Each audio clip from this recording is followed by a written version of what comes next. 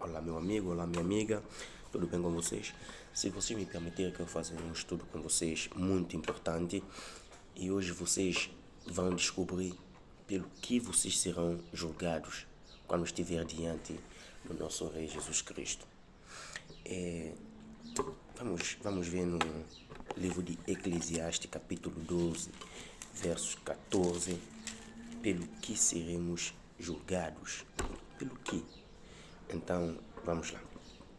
Pega a sua Bíblia, abra comigo no livro de Eclesiastes, capítulo 12, verso 14, e vamos da palavra de Deus. E diz assim: Pois o verdadeiro Deus julgará todas as ações, incluindo todas as coisas ocultas, e determinará se são boas ou más. Ou seja, o nosso Deus julgará todas as obras, mesmo aquelas as escondidas. A pergunta é: você tem algum pecado escondido? Você tem algum pecado em que você cometeu e que ninguém sabe, você acha que saiu impune e ninguém sabe, então está esquecido? Então acompanhe esse estudo comigo, você vai aprender mais sobre isso.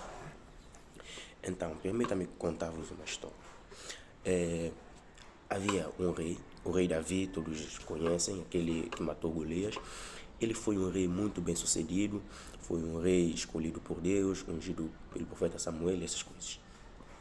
Então, o rei tinha várias mulheres, mas num belo dia, ele estava no seu salão, né, do seu palácio, e ele, espreitando a janela, viu uma mulher tomando banho, cujo nome era Batseba, que era casada com um dos soldados do rei, cujo nome dele também era Urias.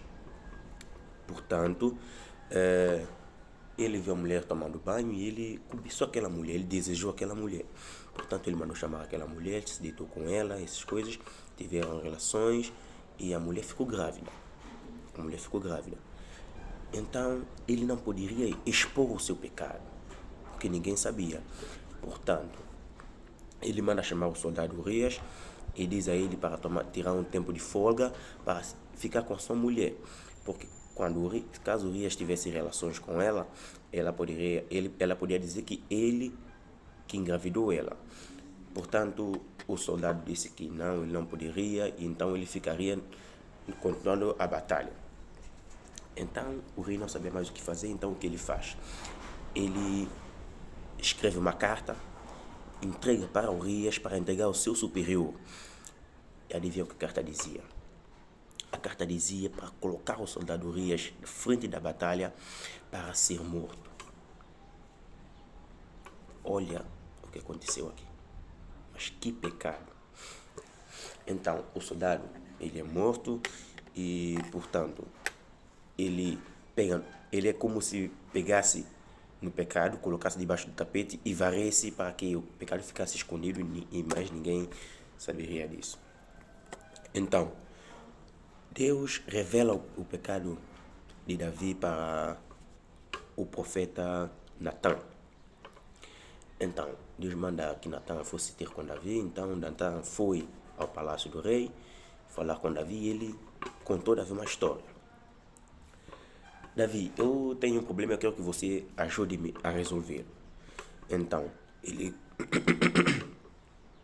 diz ao Davi: havia dois homens, um rico e um pobre. O pobre tinha só uma ovelha. Ou seja, ele tinha apenas uma vaca. E o homem rico tinha vários animais, muitos animais, várias vacas, essas coisas assim. Então, num belo dia, o homem rico recebe uma visita. Portanto, ele não queria matar nenhum dos seus animais. Então, o que ele faz? Ele pega no animal do homem pobre. Ele pega no animal e mata o animal do homem pobre. Olha só.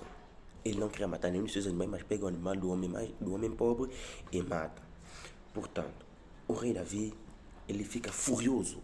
E ele pergunta: profeta, me diga quem é um homem, porque isso não pode ser assim, essas coisas assim. Então, o profeta Natan para e olha bem nos olhos de Davi. E Davi pergunta: afinal, profeta, quem é um homem? Quem é um homem? E o profeta Natan diz: esse homem é você, Davi. Esse homem é você. E Davi cai de joelhos. Porque ele tinha várias mulheres, mas preferiu a mulher de uma outra pessoa. Então ele cai de joelhos. E ele faz uma oração sincera. E a oração dele está no livro do Salmos 5, capítulo 51. Vamos abrir no livro de Salmos 51 e vamos ver aí a oração que Davi fez.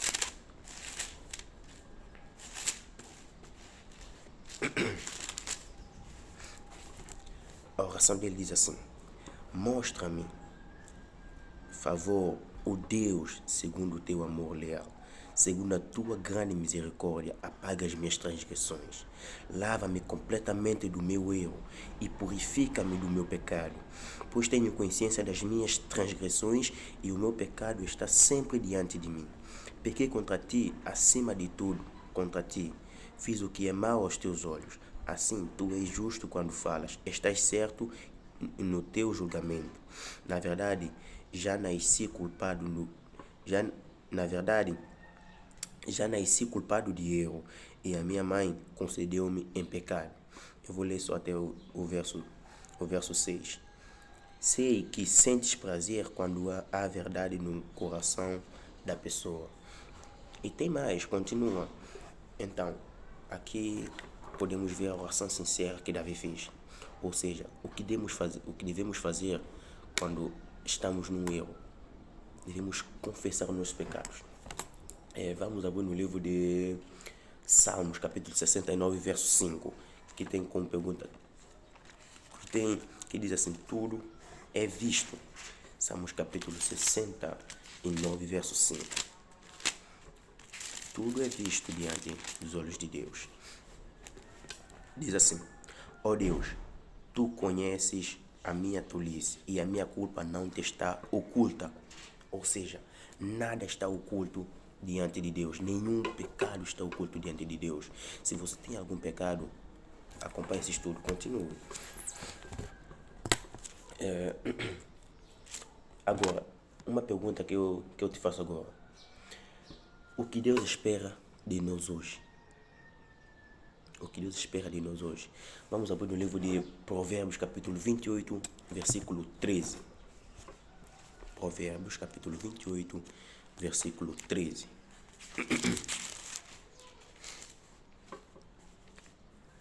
Já tem a sua Bíblia aberta? Então, vamos ler. Diz assim: quem encobre as suas transgressões, ouça bem, quem encobre as suas transgressões não será bem sucedido, mas aquele que as confessa e abandona será tratado com misericórdia. Quem encobre os seus pecados não será bem sucedido, mas quem confessa os seus pecados é tratado com misericórdia. Ou seja, Deus é misericordioso com quem confessa seus pecados e deixa. Confessa e deixa. Portanto, vamos abrir no livro de Jeremias, capítulo 16, verso 17. Jeremias, capítulo 16, verso 17. Está no Velho Testamento, depois do livro de Isaías. Jeremias, capítulo 16, verso 17. Diz assim: pois os meus olhos estão atentos a tudo o que eles fazem. Eles não estão escondidos de mim, nem os seus erros estão ocultos dos meus olhos.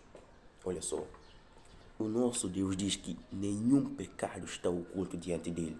Os seus olhos vê tudo o que nós fazemos. Portanto, não adianta fazermos algo e dizermos que estarão escondidos. Não. Devemos confessar os nossos pecados e deixar. Deus é misericordioso conosco. E Ele faz com que nós sejamos tratados com misericórdia diante de outras pessoas. E vamos continuar. O que nos leva ao arrependimento. No livro de Romanos, capítulo 2, verso 4, vai nos dizer o que nos leva ao arrependimento. Vamos abrir no Novo Testamento. No livro de Romanos, capítulo 2, verso 4.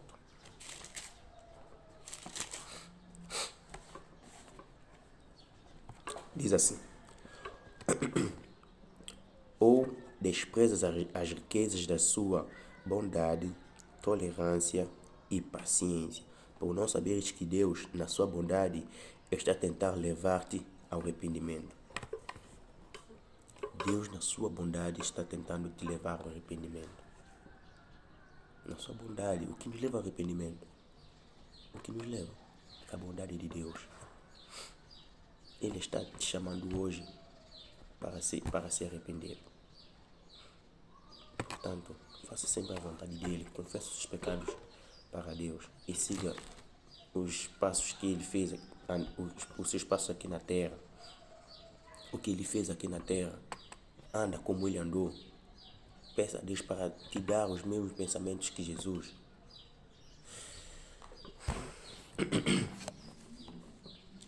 Portanto, o que Deus espera de nós hoje? Mais uma vez faço essa pergunta. O que Deus espera de nós hoje? Isaías 55, verso 7 vai nos dar a resposta. Isaías 55, verso 7. Já vamos terminar. Diz assim: deixem os maus o seu caminho e os malfeitores os seus pensamentos, que volvem para Jeová, que terá misericórdia deles, para o nosso Deus, porque perdoará amplamente. Deixem os seus pecados. Nós vivemos numa vida de festas e mais festas, de prazeres. Vamos confessar os nossos pecados a Deus e deixá-los. Portanto, já chegamos ao final do nosso estudo. Espero que vocês tenham entendido e caso queiram um outro estudo, podem deixar aqui nos comentários que eu vou fazer um estudo especialmente para você. Ok, obrigado.